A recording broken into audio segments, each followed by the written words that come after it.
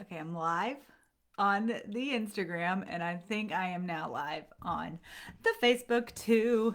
And yes, you might be like, whoa, all of a sudden your hair is a different color. Yes, yes, it is, my friends, because I took time for myself and I went and let my beautiful friend do my hair for me. So if you're in the Athens, Georgia area, go see Casey Joe because she's just a ray of sunshine on a gloomy day. Even though it's not gloomy today, it's quite beautiful outside. I met my husband for lunch, and we were walking to the car, and we were like, "Hey, you just want to go for a walk instead? Like, you don't need to go back to work. I don't need to go back home and do my work. Let's just go for a walk." And he's like, "Where do you want to walk to?" I was like, "I don't know. It's just that beautiful outside. It's 70 degrees. The sun is shining. There's not a cloud in the sky. There's a little breeze that's going through the air, and it's just lovely. It's just lovely." So, wherever you are, if you have some weather like that, I highly recommend getting outside and just letting that sun touch your face because it just feels good. And I don't like things to touch my face. So, that's saying something. Okay, so here we are today. Today is day 3, maybe day 4. I don't know. I'm already losing count of my going live challenge that I did to myself. Again, so if you missed yesterday, I talked about how I'm going live for 30 days in a row. Um, but it's to develop a discipline for myself. It's also to train a skill and get more comfortable. I'm going to be in front of more audiences here coming up soon. And I know that this is a great way for me to develop that skill. And so that's what I'm doing. I've committed to doing it. And here I am showing up to show to you that even when you're not motivated, when it's a beautiful day outside and you want to be outside, you have to rely on your discipline, right? When motivation is low, that's when discipline kicks in because motivation is not always going to be there, my friend. You gotta rely on that discipline. So you're like, okay, Julie, what did all that have to do with Oak Island? You titled this thing Oak Island. Yes, I did. So Matt and I watch The Curse of Oak Island, and it has been on for 8 seasons now. We only just started watching it during all the COVID stuff, and we were locked in. Like we were just like, whew. It's like real life, The Goonies, but without kids, and there's yet to been like big treasure found. But what it is an island off of the coast of Nova Scotia, and two brothers, Marty and Rick Lagina, have really purchased almost everything on this island and have spent millions upon millions of dollars to be able to dig on this island where there's a supposed treasure. So several things have been found. There's been this like plank found 90 feet down. This, they call it the money pit. It's this big hole in the ground, right? That these people had found, these little boys had found way back when. And they found this plank in the ground that says, I don't know, 10 feet below this, from this point forward or whatever, there's just like all this treasure, right? But it said it in like lyrical, old timey language. And so, anyway, when the stone was removed, it released this booby trap floodgate. And so it filled the money pit with water and it was all like lost. Anyway, so ever since then, many people have come to the island to try and find this treasure. And they've spent their life's work. They've moved there. They've lost lives. Like 6 people have died so far. And the legend says that a seventh must die in order for the treasure to be revealed or something like that.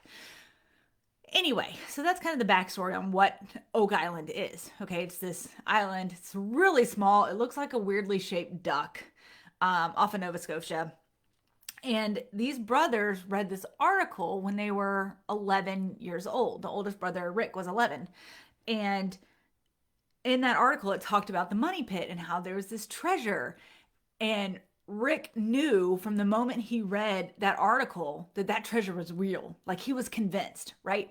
He fully believed that there was treasure on that island and that he was going to be able to find it. That was when he was 11. So fast forward to now, I think he's in his 70s now on season 8. But in his late 60s and 70s, they finally like gone together as brothers to go invest to be able to dig on this island. And I mean, they have to get new permits every year and just, oh, y'all, they are just sinking millions upon millions upon millions of dollars to find this treasure on Oak Island. Okay. And so every episode, you're just like, this is going to be the episode. Like you're drawn in. You want to know, you want to discover that treasure with them, right? It's like the Goonies. Like you're so excited. You're so drawn in to this treasure hunt. And each episode is the letdown. Like you're like, no. And they'll find like old, where they would make like mining shafts, old shafts and stuff like that, where previous people had dug before trying to find this treasure. They'll find like wood fragments and pickaxes and stuff like that. And so you get really excited, right? And so then it takes you to the next episode and you're like, oh, this is going to be it. This is going to be it. And then it just keeps going. So here we are, 8 seasons later. 8 seasons later, they have not found this treasure. And they have spent millions upon millions of dollars trying to find this treasure because they believe in it so much. So Rick is like, he's the older brother and he's the belief horse. Like he is driving this expedition. He has the belief to carry his team through, right? And his brother Marty is actually the one that's like funding all of this. He has a vineyard in Michigan, and I think he's involved in like the oil business with his partner Craig Tester, who's also a partner in Oak Island and finding this treasure. So again, they're spending all of this money, and Marty, he's so fun and he's so relatable to watch because he's like, I'm spending all this money and we're not seeing anything here, guys. And Rick's like, I think we need to go a little bit further. I think we need to keep going. And as soon as it gets like they're about to give up, like they're like, okay, we've spent 8 years and millions upon millions of dollars trying to find this treasure. Okay, something happens. Like they find that next little inch, right? That next little piece of treasure. Like they found an iron cross from like medieval times. And so it's going to be worth a lot of money. And it just like, it reinvigorates everybody, right? And anyway, so what I have learned and really just enjoyed watching with Oak Island is how strong their belief system is. And it got me thinking of all the stuff that I have gone for in my life, and perhaps you have too, where when we meet resistance, even just a little bit, we're like, oh, nope, okay, it's not meant to be. This is nope, it's not for me. It's not meant to be. It's not meant to be. And we back off. Have y'all ever had that happen? Like even just a little bit of resistance. Like you could have been so motivated, so inspired, and you're just gung ho. I see it all the time and working with entrepreneurs. And they're, hi Shelby. Oh, thanks. I like it too. It's so fresh and so clean. Sorry, she commented my hair. But you get so excited, and then something happens, resistance comes up, and you're like, oh, okay, well, maybe this isn't going to happen for me. Maybe this isn't the plan that I'm supposed to do. Maybe this isn't where I'm supposed to be. I keep meeting up against resistance. And so we kind of tend to fall back.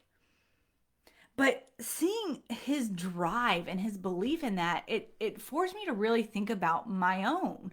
Like, there are things that I'm open to, right? I'm open to receive, and I will allow to challenge my belief system. And there are some things that I believe with 100% certainty, it is what it is for me, right? I might not believe that as what it is for you, but it is what it is for me. And my faith is one of those, right? And I just think about all these entrepreneurs that I work with who who are so excited and so gung ho, and they've taken courses, and they've gone to events, and they've you know maybe been in a mastermind group, or worked with a coach one on one or whatever, and they're so excited, and then resistance comes, and then they're just like, oh, well, okay, maybe this isn't for me. And I would ask you, if that is you, if you've ever been in a place like that, to really go back and think, what is my belief system on here? Like, what am I being, hey Rebecca, what am I being challenged on here? Because our belief system starts to be formed when we're born. Like, that's where our subconscious mind begins to be formed, is when we're first born. And all of our experiences, everything people are telling us, all the emotions that we're relating to different experiences, that is what is building our belief system in our subconscious mind. And so if you think about it, it's like this empty half circle, right? Is our subconscious mind. And then as we grow, we get all these things fed into it, and that's our belief system. That's what we believe to be true. Yet as we grow, we start to really develop our conscious way of thinking, right? We're more intentional about what we're thinking. We're more aware about what we're thinking. And the line that divides the two, the conscious mind from your subconscious mind, is the reality line, right? Think about Santa Claus. When you were little, you believed in Santa Claus. First off, earmuffs, if any kids are listening, just warning right there. I'm going to give you like 2 seconds to, okay, moving on. But when you're little, you believe in Santa. Like, that's been your experience, is that Santa is real. You woke up Christmas morning and you saw the cookies were gone, right? So you experienced and you related joy and enthusiasm and excitement to seeing those cookies missing, and to see presents under the tree that weren't there the night before, right? So you've experienced Santa to be real for you. Plus, everybody's telling you that he's real. So therefore, Santa's real, right? That's your belief system. That's what you believe to be true. But then as you grow up, you have more and more people telling you Santa's not real. And you have more and more experiences saying Santa's not real. And more of those realities start to put pressure on that reality line. And eventually, it allows that line to collapse and those new beliefs to come through. So your belief system, your subconscious mind, now has these new ideas, and they accept those as truth. But when you were 3, if your older brother said Santa's not real, you throw that idea right out. You're like, no, Santa real. Like, you're convinced Santa is real, no matter what your big brother says, right? Because that's what you truly believe. But the more and more you experience something else to be true, and the more and more you're told and really relate those emotions to be true, you're able to replace those old beliefs that were in your subconscious mind.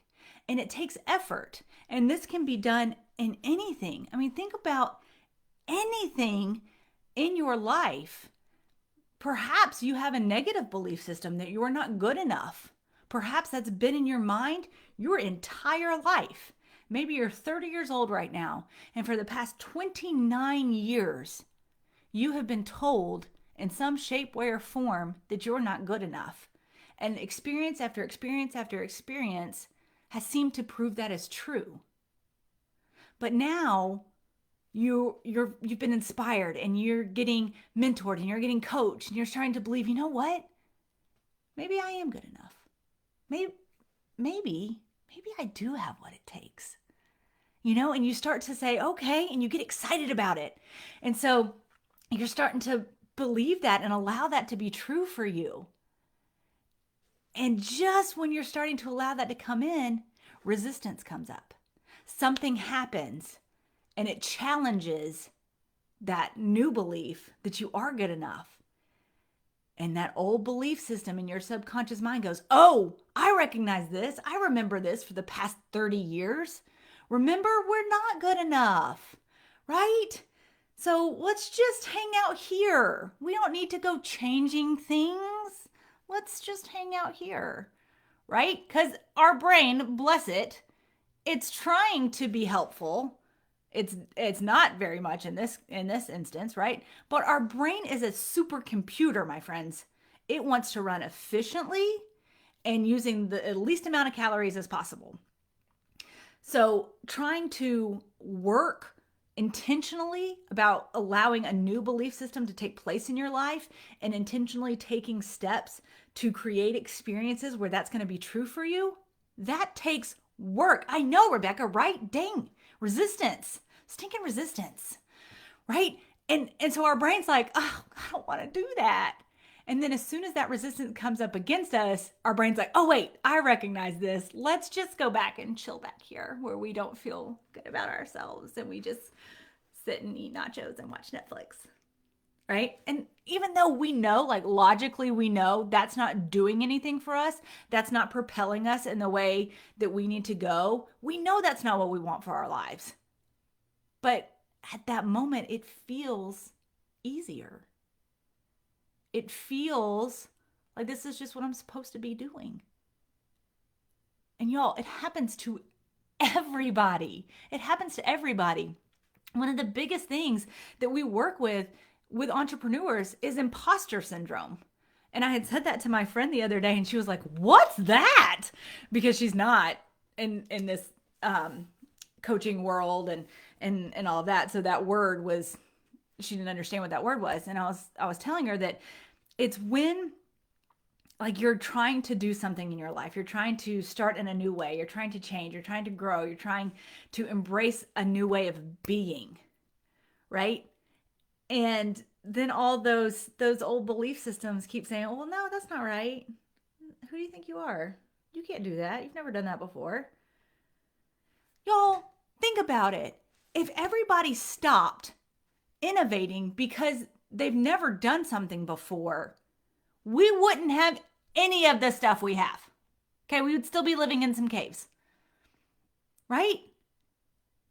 Having that drive, having that faith, having that belief system, and seeing what's out there, what's possible, and manifesting it for your own life, that's where innovation comes into play. It's your willingness to disobey that resistance that comes. It's your willingness to go against what you've allowed yourself to believe for all of those years that haven't been serving you, that have been holding you back. And so I want you to be encouraged by this today. And if you haven't watched Oak Island, go watch it because it's so encouraging to watch Rick episode after episode. When that metal detector goes off, they're all like, "Oh!" And it's so exciting because you think, "Oh, this is it. This time is going to be the time."